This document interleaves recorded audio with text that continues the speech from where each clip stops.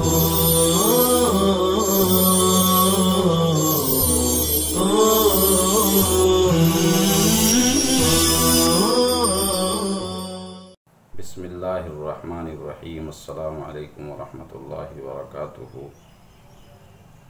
दीवान Mutanabbi का ये दर्स number 3 है, लेकिन सिलसिले दर्स नंबर 12 है और हम दीवान मुतनब्बी में सबसे पहले ऊपर लिखा हुआ देख रहे हैं मिन काफियतिल हमज़ा।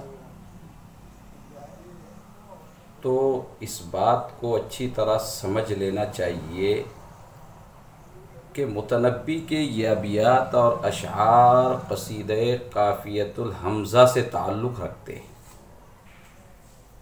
यानी उसके इस पूरे कसीदे का हर्फ़ अख़ीर रदीफ़ काफ़िया हर्फ़ हमज़ा है।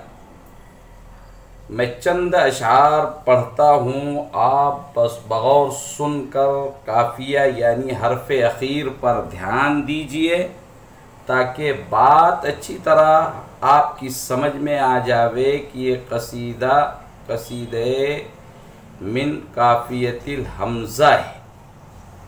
इसका हर्फ़ अख़ीर हर्फ़ हमज़ा है।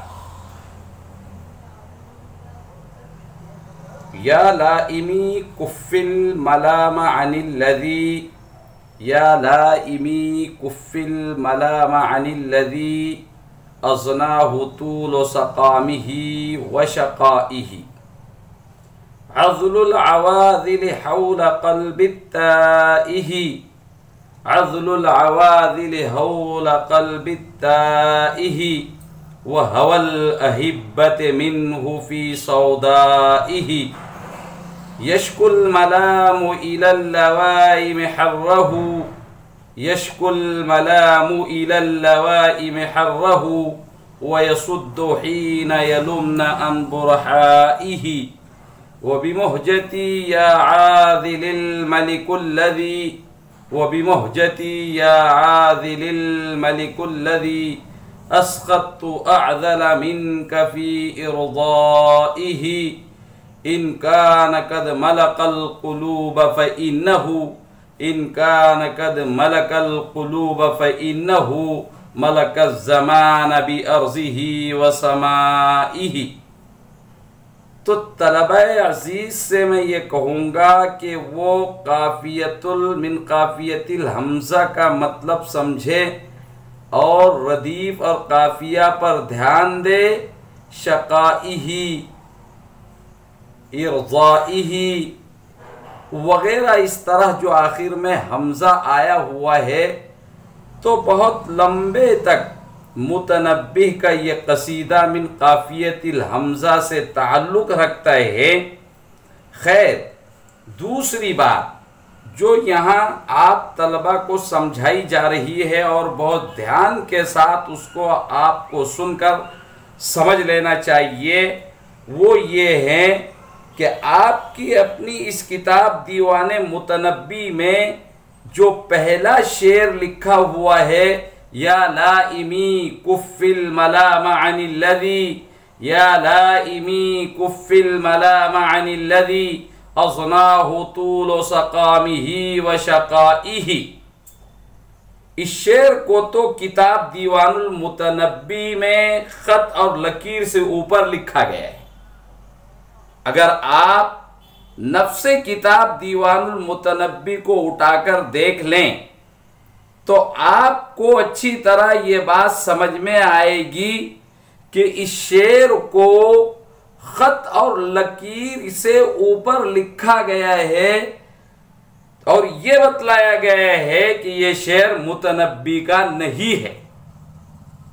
वरना आम मतन ये समझा जाता है कि ये दीवानुल मुतनब्बी में लिखा हुआ शेर है, लिहाजा इसका काइल भी मुतनब्बी ही होना चाहिए। हालांकि ऐसा नहीं है। उन्होंने खत और लकीर खींचकर ये वाज़ेह कर दिया है कि या लाइमी कुफ़िल मलाम अनिल्लज़ी असनाहु तूल सक़ामिही व शक़ाइही वाला शेर ये मुतनब्बी का नहीं है, बल्कि ये एक दूसरे शायर यानी अबू ज़र सहल इब्न मुहम्मद अल कातिब के कसीदे का शेर है। अबू ज़र सहल इब्न मुहम्मद अल कातिब एक शायर था, उसके कसीदे का ये पहला शेर है, मुतनब्बी का नहीं है। मुतनब्बी ने उसके इस कसीदे के चंद अशार को सामने रखते हुए अपने इस पूरे कसीदे के अबियात और अशार की तज़मीन की है कि मुतनब्बी ने अबू ज़र सहल इब्न मुहम्मद अल कातिब के कसीदे के इन चंद अशार को पेशे नजर रखा और फिर उसने अपने अशार को और अबियात को उसके साथ तज़मीन की है। जैसा कि आप किताब में ऊपर देख रहे हो कि ऊपर यह बात लिखी हुई है कि वक़द अमरहु सैफुद्दौलति बिइजाज़ति अबियातिन लिब्न मुहम्मदिन अल कातिबी अव्वलुहा या लाइमी कुफ़िल मलाम अनिल्लज़ी अज़नाहु तूलु सक़ामिही व शक़ाइही, कि सैफुद्दौला जो मुतनब्बी का ममदू रहा है और लंबे वक्त और ज़माने दराज तक मुतनब्बी अपने ममदूह सैफुद्दौला के दरबार से वाबस्ता रहा और वो उसकी मदह सराई करता रहा और उसकी मदह व मनक़बत में वो अबियात और अशार और लंबे लंबे कसाइद कर्ज करता रहा और फिर उसका ममदूह सैफुद्दौला खुश होकर उसकी इस मदह सराई से उसको दादो दहिश करता रहा और बहुत अच्छे खासे इनामात से उसे नवाजता रहा।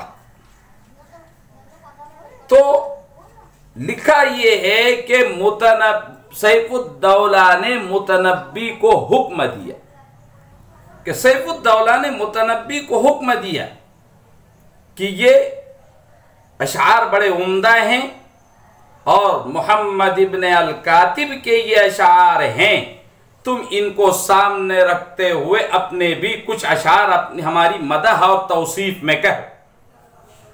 चुनांचे ऊपर जो भी इजाजती अबियातिन ले अबी ज़र्रिन का लफ्ज आया हुआ है तो इजाजतुन का माना यहां तज़मीन का है।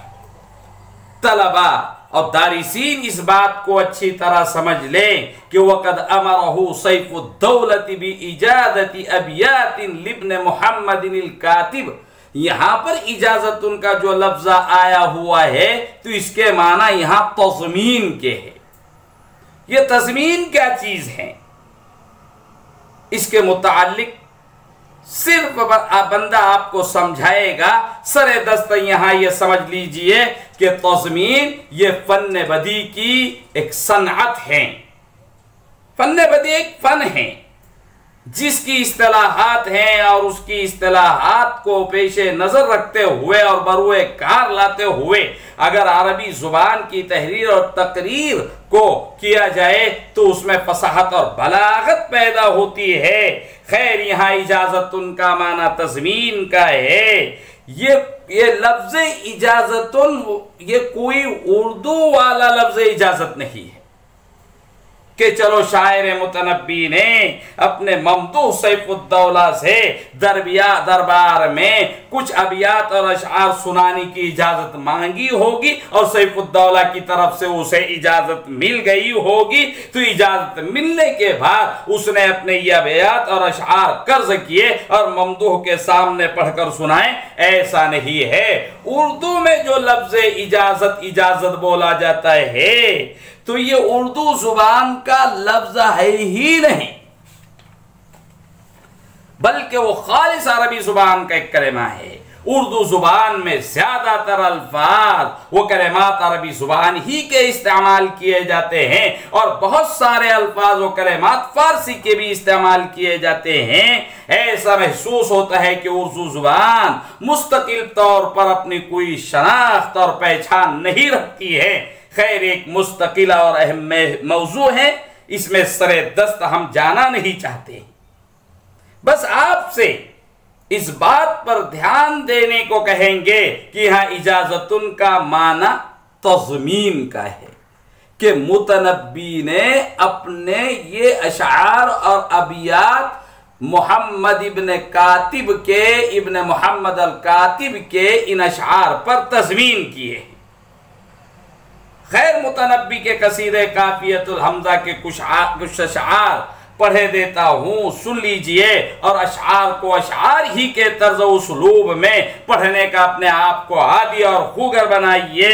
हर शय समझने, सीखने, तमरीन, तदरीब और मश्क व मुजावलत ही से काबू में आ सकती है। किसी भी काम और अमल को सरसरी और बगैर तवज्जो के करने से काबू और कंट्रोल में वो काम नहीं आ सकता है। मुतनब्बी कहता है यशकुल मलामो इलल्लवाइम हर्रहू, यशकुल मलामो इलल्लवाइम हर्रहू वयसुद्दु हीना यलुमनान बुरहाइही वबिमुहजती या आदिलिल मलिकुल्लज़ी वबिमुहजती या आदिलिल मलिकुल्लज़ी अस्खत्तु अअज़ल मिनका फी इरज़ाइही इन कान कद मलकल कुलूब फ़इन्नहु इन कान कद मलकल कुलूब फ़इन्नहु मलक ज़मान बिअर्ज़िही व समाइही अश्शम्सु मिन हुस्सादिही वन्नस्रु मिन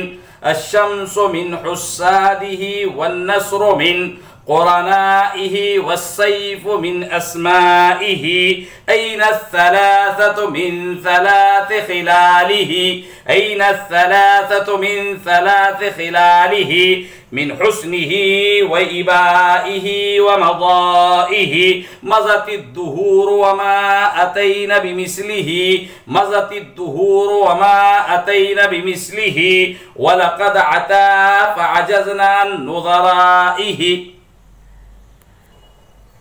हम आप तलबाए किराम को ये बात बता चुके हैं कि यहाँ इजाजतुन का लफ्ज और कलेमा आया हुआ है, उसका माना और मतलब है तज़मीन। ये जो तज़मीन का लफ्ज यहाँ बोला जा रहा है, तो आप सोचते होंगे कि तज़मीन किसे कहते हैं और तज़मीन का क्या मतलब होता है। अच्छी तरह तलबा सुन ले, समझ ले, शायद पहली मर्तबा ये लफ्ज तज़मीन आपके सामने आया हुआ है। तज़मीन कहा जाता है एक शायर का दूसरे शायर के शेर को। तज़मीन कहा जाता है एक शायर का दूसरे शायर के शेर को अपने कलाम में शामिल करना, कि एक शायर किसी दूसरे शायर के कलाम को अपने कलाम में शामिल कर ले, ये है तज़मीन। तज़मीन फन्ने बदी की एक उम्दा तरीन सनअत है जिससे कलाम अरबी में फसाहत आ जाती है। तज़मीन का मतलब यह है कि एक शायर दूसरे शायर के कलाम को, चाहे वो जायद हो या कम हो, अपने शायराना कलाम के साथ इस तरह पेवंद कर ले कि सामे ये इम्तियाज न कर सके कि ये कलाम किसी और का है।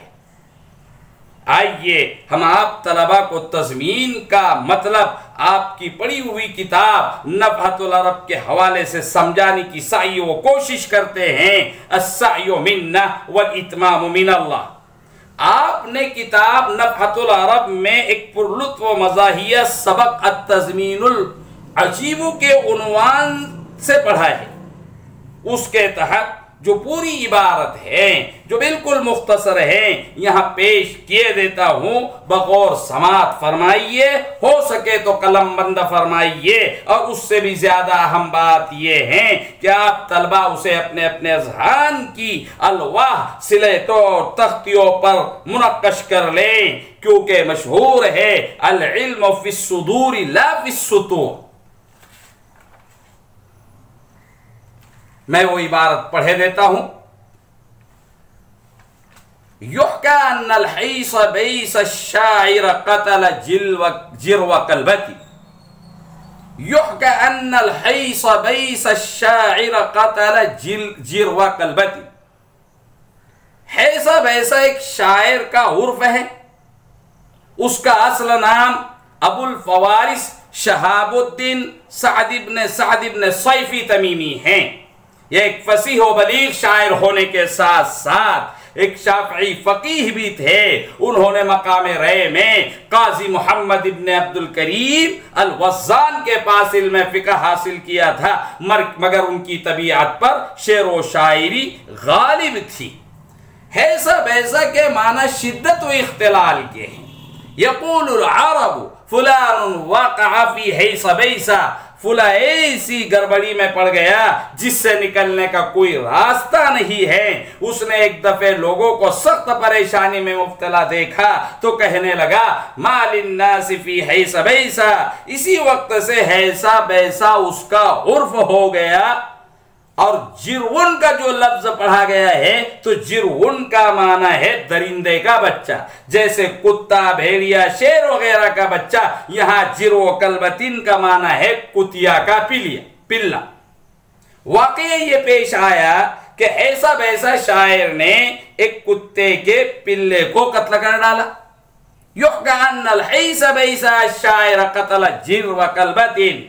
बयान किया जाता है कि ऐसा वैसा शायर ने एक कुतिया के एक पिल्ले को मार डाला, कत्ल कर दिया। फ़अख़ज़ बअज़ु शुअराए कलबतन वअल्लक़ फ़ी रक़बतिहा रुक़अतन। तो एक शायर ने इस कुतिया को पकड़ा और उसकी गर्दन में एक रुक़अ और एक पर्ची लटकाई। वअतलक़हा इंद बाबिल वज़ीर, और उसको वज़ीर के दरवाजे की तरफ उसने चलता कर दिया। फ़उख़िज़तिर रुक़अतु फ़इज़ा फ़ीहा मक्तूबुन। चुनांचे उस कुतिया के गले में लटका हुआ वो रुक़अ और पर्ची लिया गया तो उसमें लिखा हुआ था। अब ये अशआर गौर से सुने, मआ तर्जमा। पहला शेर है या अहल बगदाद इन्नल हैसा बैसा अता, या अहल बगदाद इन्नल हैसा बैसा अता बिजुरअतिन अलबसतहुल आर फिल बलदी। या अहल बगदाद इन्नल हैसा बैसा अता बिजुरअतिन अलबसतहुल आर फिल बलदी। ए बगदाद वालो, ऐसा वैसा शायर ने ऐसी दिलेरी की है जिसने उसको शहर भर में शर्मो आर का जामा पहना दिया है। दूसरा शेर है अब्दा शुजाअतम बिल्लैल मुजतरिअन, अब्दा शुजाअतन बिल्लैल मुजतरिअन अला जुरैइन ज़ईफ़िल बत्शि वल जलदी, अला जुरैइन ज़ईफ़िल बत्शि वल जलदी। उसने रात के वक्त एक कमजोर वो नातवा पिल्ले पर हमला करते हुए बहादुरी जाहिर की है। ये भी कोई बहादुरी है? बहादुरी करने की कोई जगह है? तीसरा शेर है फ़अनशदत उम्मुहु महतसबत, फ़अनशदत उम्मुहु महतसबत दमल उबैलिक इंदल वाहिदिस समदी। उबैलिक अबलग की तस्गीर है, चितकबरा। असमद के माना बेनियाज, अजल से अबद तक रहने वाली जात, वो जात जिसके सब मोहताज हो, किसी की मोहताज न हो।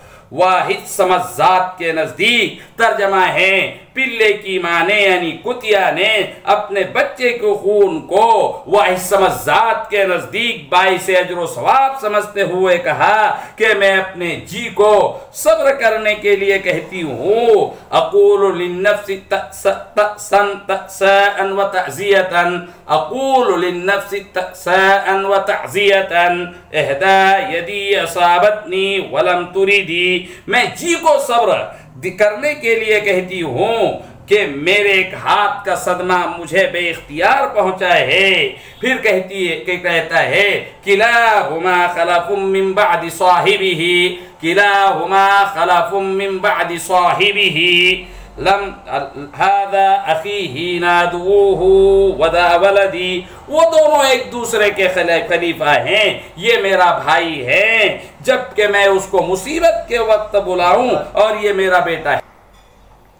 जब मैं उसको मुसीबत में बुलाऊं और ये मेरा बेटा है, यानी अगर एक गया तो दूसरा मुश्किलात के लिए बाकी। यहाँ समझने की चीज़ ये है कि मज़कूरा बाला अशआर में आखिरी दो शेर एक अरबिया खातून के जो अशआर पढ़े गए हैं, तो मज़कूरा बाला अशआर में आखिरी दो शेर एक अरबिया खातून के हैं जिसके भाई ने उसके लड़के को कत्ल कर दिया था। शायर सानी ने इन 2 अशआर और अबियात की तज़मीन करके हैसा बैसा की मजम्मत की है, क्योंकि तज़मीन के बाद मतलब ये होगा कि वो कुतिया उस शायर की बहन है और जिस पिल्ले को उसने कत्ल किया है वो उसका भांजा है। तो इस तरह तज़मीन के जरिए अपने कलाम को पुरलुत्फ व पुरबहार बनाया जा सकता है। इन सब सारी बातों की तरफ भी हमें बहुत ज़्यादा इत्तना बरतने की ज़रूरत है। इसी तज़मीन की तरफ साहिब मकामात हरीरिया अबुल कासिम हरीरी ने अपने इस इबारत के ज़रिए इशारा फरमाया है। वो इबारत भी पढ़े देता हूँ, वमा क़सदतु बिल इहमाज़ फ़ीही इल्ला तंशीत काईही व तक्सीर सवाद तालिबिही व लम उदिअहु मिन अल-अशआर अल-अजनबिय्यति इल्ला बैतैन फ़ज़ैन अस्सस्तु अलैहिमा बिनियतल मकामतिल हुलवानिया व आखरैन तवअमैन ज़म्मन्तुहुमल मकामतल करजिया व मा अदा ज़ालिका फ़खातिर अबू उज़रिही व मुक़्तज़िबु हुल्विही व मुर्रिही। बस मैं इन्हीं बातों पर अपने इस सबक को ख़त्म किए देता हूँ। अस्सलामु अलैकुम व रहमतुल्लाहि व बरकातुहू।